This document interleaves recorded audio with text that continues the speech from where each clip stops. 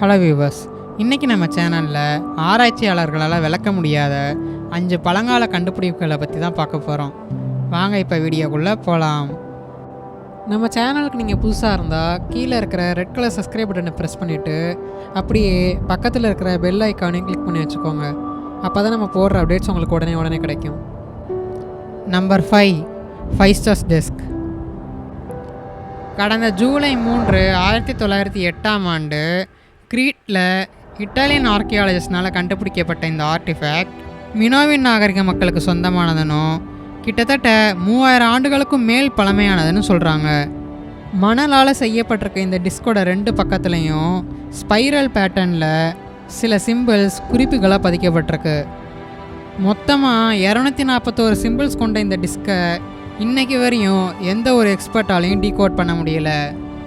இந்த டிஸ்கில் இருக்கிற இந்த சிம்பிள்ஸ் லீனியர் ஏ மற்றும் லீனியர் பி போன்ற பழங்கால ஆல்ஃபபெட்ஸோட ஒற்று போனாலும் அதில் என்ன எழுதியிருக்குன்னு இன்றைக்கி வரையும் யாராலையும் டீகோட் பண்ண முடியல. சிலர் என்ன நம்புகிறாங்கன்னா, அந்த டிஸ்கில் காடஸ் ஆஃப் லவ்னு சொல்லப்படுற காதலின் கடவுளை வழிபடுறதுக்கான முறை குறிப்பிடப்பட்டிருக்குன்னு சொல்லி நம்புகிறாங்க. ஆனால் இதை நிரூபிக்கிறதுக்கு எந்த ஒரு சாட்சியும் இல்லாத காரணத்தினால பலரும் இதை நம்ப மறுக்கிறாங்க.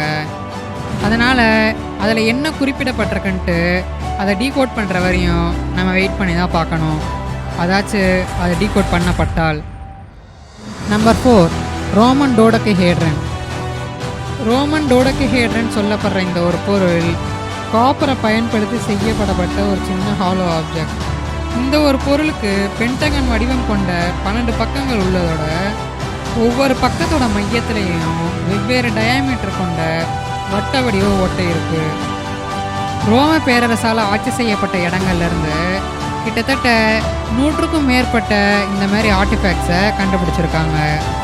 ஆனால் இன்றைக்கி வரையும் ஆராய்ச்சியாளர்களால் இது எதுக்காக பயன்படுத்தப்பட்டுச்சுன்னு கண்டுபிடிக்க முடியல.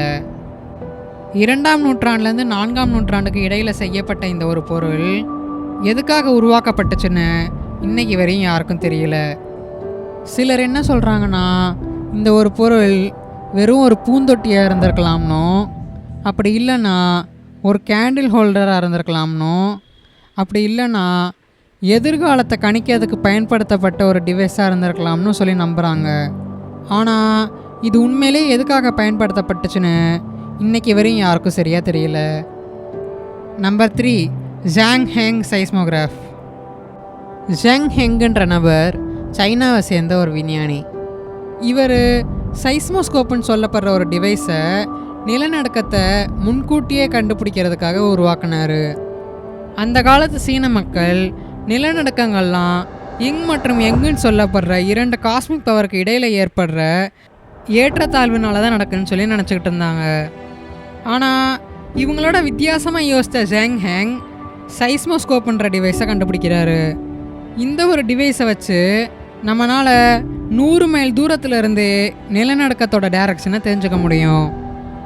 சிலிண்ட்ரிக்கல் ஷேப் கொண்ட இந்த ஒரு டிவைஸோட மேல் பகுதியில் 8 டிராகன் தலைகளும் ஒவ்வொரு டிராகனோட வாயிலையும் ஒரு பிரான்ஸ் பாலும் இருக்கும். அது மாத்திரம் இல்லாமல் இந்த 8 டிராகன் தலைகளுக்கு நேராக கீழே 8 தவளையோட சிலைகளும் அமைக்கப்பட்டிருக்கும். இந்த ஒரு டிவைஸ் எப்படி வேலை செய்யுதுன்னா, நிலநடுக்கம் ஏற்படும் போது மேலே இருக்கிற டிராகனோட வாயில் இருக்கிற பிரான்ஸ் பால் கீழே இருக்கிற தவளையோட வாயில் வந்து விழுகையில் ஒரு சத்தத்தை ஏற்படுத்தும். அதை வச்சு தான் நிலநடுக்கத்தை கண்காணித்ததாக சொல்கிறாங்க. என்னதான் இந்த ஒரு டிவைஸ் ரொம்ப யூஸ்ஃபுல்லாக தெரிஞ்சாலும் இந்த ஒரிஜினல் டிவைஸ் எப்போயோ தொலைஞ்சு போச்சு. அது மாத்திரம் இல்லாமல் இந்த டிவைஸில் இருக்கிற காம்ப்ளெக்ஸ் மெக்கானிசம் காரணத்தினால இப்போ இருக்கிற இன்ஜினியர் மற்றும் சயின்டிஸ்டால் இதை ஒரிஜினல் டிவைஸ் மாதிரி உருவாக்க முடியல. இந்த ஒரு காரணத்தினால இந்த டிவைஸோட ஒரு மாடல் மாத்திரம் ஷென்ஹையில் உள்ள சீசான் சைஸ்மிக் ஸ்டேஷனில் வைக்கப்பட்டிருக்கு. Number 2, ஆன்டிகத்தீரா mechanism. ஆன்டிகத்தீரா மெக்கானிசம்ங்கிறது 2000 வருடங்களுக்கும் மேல் கடலுக்கு அடியில் புதைந்து கடந்த ஒரு பிரான்ஸ் ஆர்டிஃபேக்ட். இந்த ஒரு டிவைஸை கடந்த 1901 ஸ்கூபா டைவர்ஸ் கடலுக்கு அடியில் புதைந்திருந்த ஒரு பழங்கால வணிக கப்பல்லேருந்து மீட்டெடுத்தாங்க.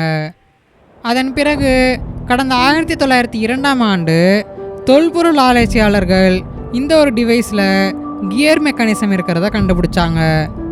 இதை தொடர்ந்து கடந்த 2005ஆம் ஆண்டு கார்டிஃப் பல்கலைக்கழகத்தை சேர்ந்த ஒரு டீம் எக்ஸ்ரே தொழில்நுட்பத்தை பயன்படுத்தி இந்த டிவைஸை ஆராய்ச்சி செஞ்சு அதில் சில குறிப்புகள் இருக்கிறத கண்டுபிடிக்கிறாங்க. இந்த குறிப்புகள் என்ன விளக்குதுன்னா, இந்த ஒரு டிவைஸ் டே அண்ட் நைட் சைக்கிளை கால்குலேட் பண்ணுறதுக்கும், சோலார் எக்லிப்ஸை கணிக்கிறதுக்கும் மற்றும் நட்சத்திரத்தோட மூமெண்ட்ஸை கண்காணிக்கிறதுக்கு பயன்படுத்தப்பட்டிருக்குன்னு சொல்லி போட்டிருக்கு.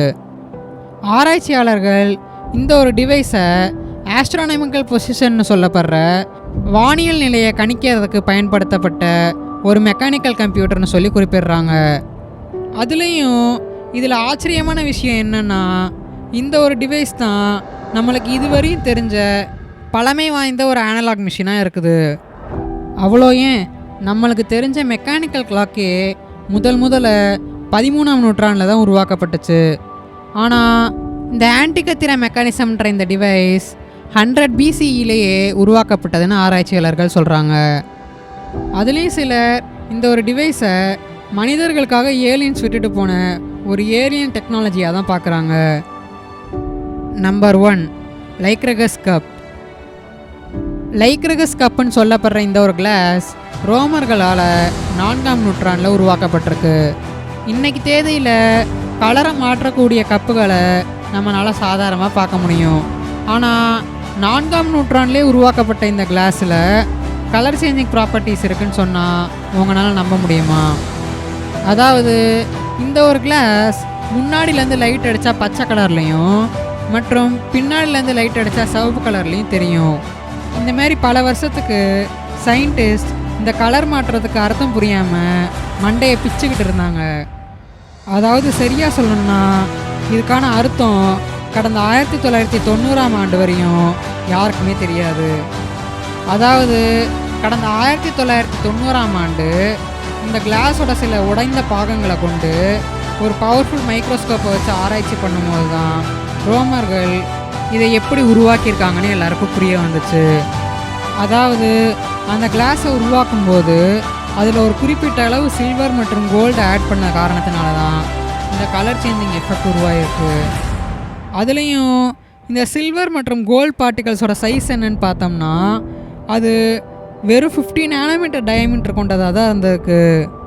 இதை இன்னும் விளக்கமாக சொல்லணும்னா, இந்த பார்ட்டிகல்ஸ் அதில் படுற லைட்டை ரிஃப்ளெக்ட் பண்ணுறதுக்கு தேவையான அளவுலையும் அதே நேரத்தில் அந்த கிளாஸை மொத்தமாக மறைக்காத அளவுலையும் இருந்திருக்கு.